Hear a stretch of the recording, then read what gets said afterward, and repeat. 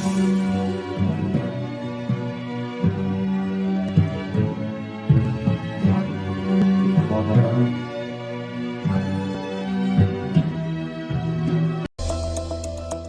Gas cylinder महाग होणार आहे.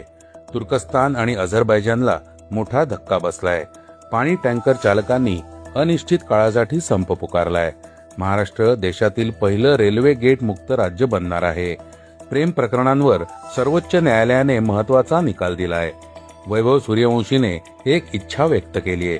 जावेद जाफरींच्या पत्नीची फसवणूक केली आहे. या बातम्या आपण आजच्या पॉडकास्टमध्ये ऐकणार आहोत. नमस्कार. पॉडकास्टची पहिली बातमी आहे एलपीजी गॅस सिलेंडरची. अमेरिका इराण युद्धामुळे भारतातील लोकांनाही महागाईचा फटका बसतोय. गेल्या काही दिवसांपासून पेट्रोल आणि डिझेल तसंच व्यावसायिक आणि एलपीजी गॅस सिलेंडरच्या किमती वाढल्या आहेत. मात्र हा महागाईचा परिणाम अजून थांबलेला नाही. भविष्यात तो आणखी वाढणार आहे. सरकारने पुष्टी केली आहे की भविष्यात घरगुती गॅसच्या दरात आणखी वाढ होईल. केंद्रीय मंत्री प्रल्हाद जोशी यांनी नुकतंच म्हटलंय की येत्या काही दिवसात पेट्रोल आणि डिझेलच्या दरात वाढ होऊ शकते. गॅस सिलेंडरच्या दरात झालेल्या वाढीमुळे आम्हालाही दुःख आणि खेद वाटतो. पण त्यावर टीका करण्यापूर्वी लोकांनी जगातील सध्याची परिस्थिती समजून घेतली पाहिजे. संपूर्ण जग सध्या अनेक गंभीर संकटांचा सामना करतंय. जगभरात मालाचं स्थानांतरण आणि वाहतुकीवर परिणाम होतोय. एलपीजी देखील आता कमी ठिकाणांहून उपलब्ध होतोय. यामुळे पुरवठा आणि किमतींवर दबाव वाढलाय. पॉडकास्टची दुसरी बातमी आहे तुर्की आणि अझरबैजानची. रशियाने आर्मेनियाच्या निवडणुकीत तुर्की आणि अझरबैजानला मोठा धक्का दिलाय. आर्मेनियाच्या निवडणुकीत पाशिन्यान यांच्या पक्षाला 2/3 बहुमत मिळवता आलं नाही, ज्यामुळे आर्मेनियाला अझरबैजान आणि तुर्कीसोबत संबंध सामान्य करण्यापासून रोखलं गेलं. पाशिन्यान यांचा पक्ष रशिया विरोधी मानला जातो. पाशिन्यान यांना रोखण्यासाठी रशियाने आर्मेनियाच्या निवडणुकीत आपली संपूर्ण शक्ती पणाला लावली होती. आर्मेनियाच्या निवडणुकीत पाशिन्यान यांच्या पक्षाला 49% मतं मिळाली, तर रशिया समर्थक पक्षाला 37% मतं मिळाली. पाशिन्यान हे अमेरिका समर्थित नेते मानले जातात. अझरबैजान आणि तुर्की हे आर्मेनियाचे शेजारी देश आहेत. 2023 पर्यंत अझरबैजान आणि आर्मेनिया यांच्यात सीमेवरून युद्ध सुरू होतं. तुर्कीने अझरबैजानची बाजू घेतली, ज्यामुळे आर्मेनियाचा दारुण पराभव झाला. अखेरीस अमेरिकेच्या सांगण्यावरून आर्मेनियाने अझरबैजानसोबत एक करार केला.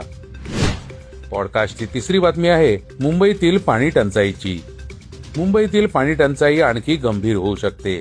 धरणं आणि तलावांमधील पाणीसाठा कमी होत असल्याने शहरात आधीच पाणी कपात होती, तर दुसरीकडे पाणी टँकर चालकांनी संप पुकारलाय.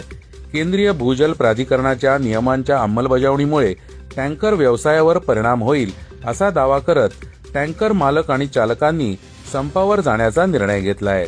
नवीन नियमांच्या निषेधार्थ सुरू करण्यात आलेल्या या संपामुळे मुंबईतील पाणी टंचाईचं संकट अधिकच गंभीर होण्याची भीती आहे. टँकर चालकांचं म्हणणं आहे की केंद्र सरकारच्या नवीन नियमांमुळे त्यांचा व्यवसाय धोक्यात आलाय. यामुळे सरकार विरोधात टँकर चालकांमध्ये संताप वाढला असून त्यांनी निषेध म्हणून अनिश्चित काळासाठी संप पुकारलाय. केंद्र सरकारच्या नवीन भूजल उपसा नियमांचं पालन मुंबईसारख्या दाट लोकवस्तीच्या शहरांमध्ये करणं अत्यंत कठीण आहे. या नियमांमुळे त्यांना आपला व्यवसाय चालवणं अवघड होणार असल्याने ते आंदोलन करत आहेत.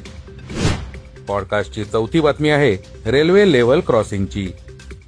रेल्वे लेव्हल क्रॉसिंगवर रोड ओव्हरब्रिज आणि अंडरपास बांधून महाराष्ट्राला गेट टू गेट राज्य बनवण्याच्या संदर्भात मुख्यमंत्री देवेंद्र फडणवीस यांनी एका बैठकीचं अध्यक्षस्थान भूषवलं. महाराष्ट्र रेल्वे पायाभूत सुविधा विकास महामंडळाकडे एकूण 131 प्रकल्प आहेत.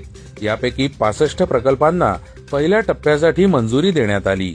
मुख्यमंत्री फडणवीस यांनी बैठकीत सांगितलं की महाराष्ट्रातील कोणत्याही रेल्वे मार्गावर एकही लेव्हल क्रॉसिंग नसावं. राज्य लेव्हल क्रॉसिंग मुक्त करण्यासाठी रेल्वेच्या पायाभूत सुविधांचा विकास केला पाहिजे. पॉडकास्टची पाचवी बातमी आहे सर्वोच्च न्यायालयाची.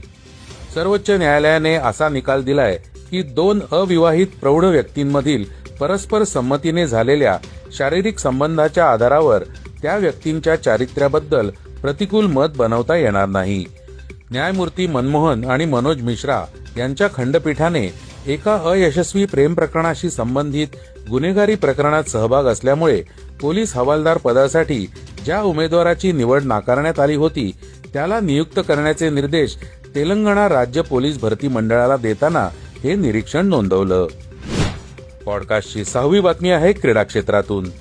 IPL 2026 मध्ये राजस्थान रॉयल्सकडून खेळताना आपल्या भेदक फलंदाजीने खळबळ माजवणारा 15 वर्षीय युवा सनसनाटी खेळाडू वैभव सूर्यवंशी सध्या जगभरातील क्रिकेट वर्तुळात चर्चेत आहे. आयर्लंड आणि इंग्लंड दौऱ्यासाठी त्याला नुकतंच पहिल्यांदाच भारतीय T20 संघात स्थान देण्यात आलंय. या मोठ्या यशाच्या पार्श्वभूमीवर हा युवा खेळाडू कसोटी क्रिकेटमध्येही यशस्वी होऊ शकेल का यावर क्रिकेट विश्वात सतत चर्चा सुरू आहे. आता वैभव सूर्यवंशीने स्वतःच या सर्व चर्चांना पूर्णविराम दिलाय. कसोटी क्रिकेट खेळण्याबद्दल उघडपणे भाष्य केलंय. वैभवने स्पष्ट केलं की त्याची आक्रमक फलंदाजी केवळ या फॉर्मॅटच्या गरजेनुसार आहे. त्याला टीम इंडियासाठी कसोटी क्रिकेट खेळण्याची इच्छा आहे. पॉडकास्टची शेवटची बातमी आहे अभिनेते जावेद जाफरी यांच्या पत्नीची.